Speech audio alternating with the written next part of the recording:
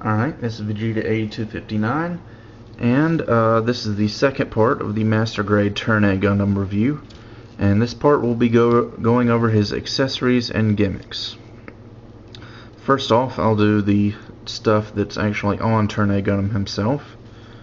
First off, this, unlike most mobile suits, the cockpit is right here on the crotch, and this actually detaches and transforms into a tiny core fighter.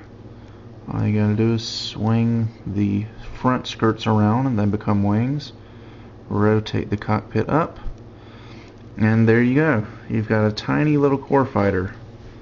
He's got a little thruster back there and he can fly around. Actually kind of looks like a fly or some sort of little bug, but that's kind of interesting.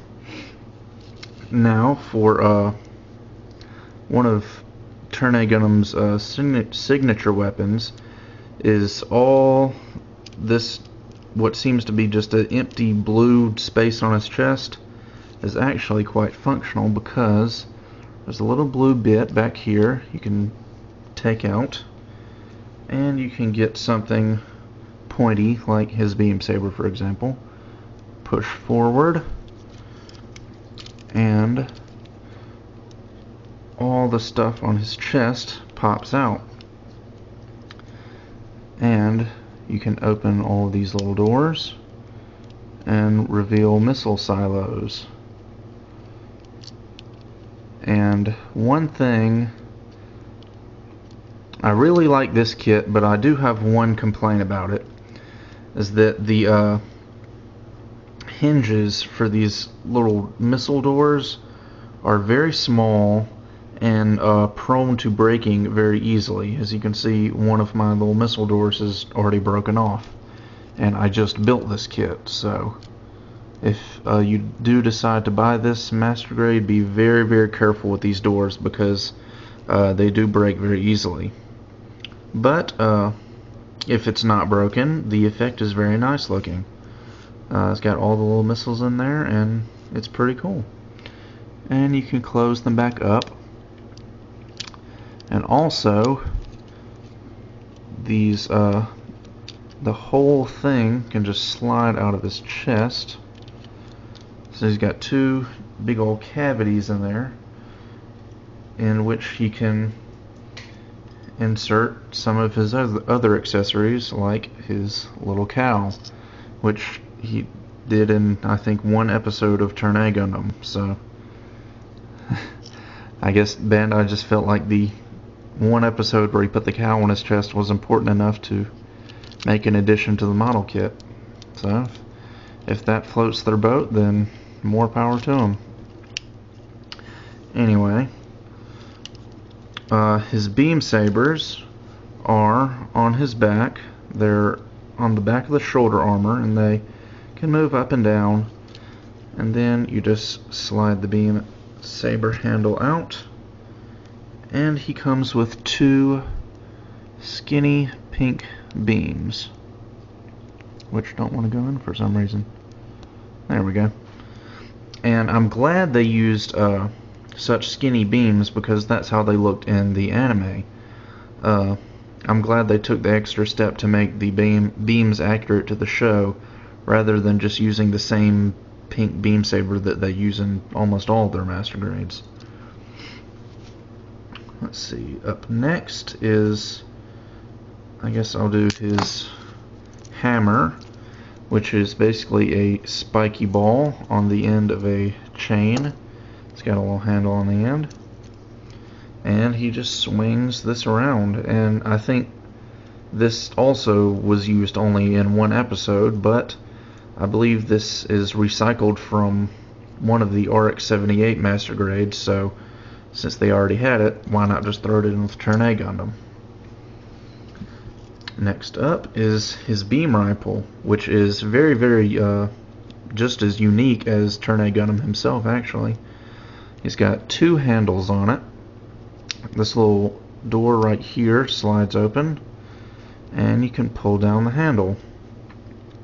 For a more traditional use of the beam rifle. Or, if you're not into that, you have another option. You can close that up, and then this back part slides back and has a tendency to come off pretty easily, but it goes on just as easily as it comes off. And then it's got this little handle right here which you can pull out, and you can hold it by that. I think it'd be easier just to hold it by the other handle though, but this one rotates so it can hold it at a variety of angles. So that's the beam rifle. And last, well, not last, but his last main accessory is his shield, which is kind of reminiscent of RX-78's shield. It's red and white, except it's oval instead of a rectangle. The back of the shield is very detailed. This whole little mounting mechanism can slide up and down to either end of the shield. The handle swings up so we can hold on to it, and then these two parts right here kind of conform to his arm just so he can hold on to it a little bit better. Now he does come with two attachments for mounting his weapons on his back, and you flip the back of the shoulder armor up. There's two little holes up under there, and you can take these attachments, I believe this is how it goes on, and you can get the weapons mounted on his back like so.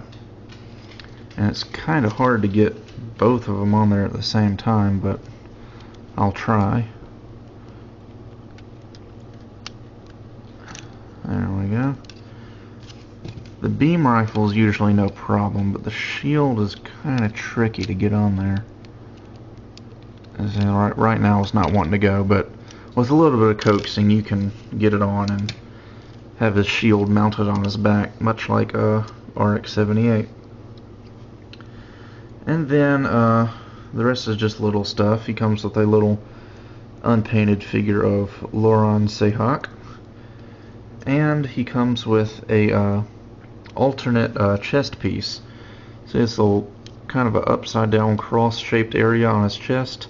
It comes with an alternate white one that you can put right there. I'm not really sure why at the time. Perhaps in the movies Earthlight and Moonlight Butterfly he had a white piece here. I don't know. Maybe one of you could enlighten me on that. But that's about it for the model kit. He does come with a few decals, and other than the little turn A symbol that you put on his forehead, the rest of them are kind of superfluous, so I guess you could put them on an action base or your laptop or your car window or wherever you want to put them, because there's not really much place to put them on the model kit itself. And then the last thing I want to show you is this really nice guide that comes with the kit. It's called 2000 Summer Edition Gunpla Turn A, and basically it's just a collection of stuff about Turn A Gundam and Turn A Gundam model kits, and it's got some really gorgeous illustrations in it, like this one. I think this is my favorite illustration from the whole book. And it's got some stuff about the Turn A Gundam Master Grade kit, specs, pretty much all the stuff I just showed you. It's got some production notes and designs and some computer illustrations from the production of the Master Grade. And then it's got some stuff about the show, characters, screenshots, descriptions of all the kind of stuff that happens in the show. More illustrations, really nice illustrations again. I really like this book. I'm glad they included it. And then we got some other stuff, like here's the entire lineup of the Turn A Gundam model kits from when the show was airing. And it's 1, 2, 3, 4, 5, 6, 7, 8 model kits is all they released, which is a shame, because You know, Turn A Gundam I think is a very good series. It's a shame that they had so few model kits from it. And then they have what they call the Road to 100, the 100th Master Grade. They got Master Grade number 98, 99, and then of course Turn A was 100. And there's 101, the Destiny Gundam. And a advertisement for Gundam the Origin. So that does it for Turn A Gundam's review. I hope you enjoyed it. I certainly did. And I definitely recommend this Master Grade. It's a very, very nice addition to the lineup. And I will see you guys next time.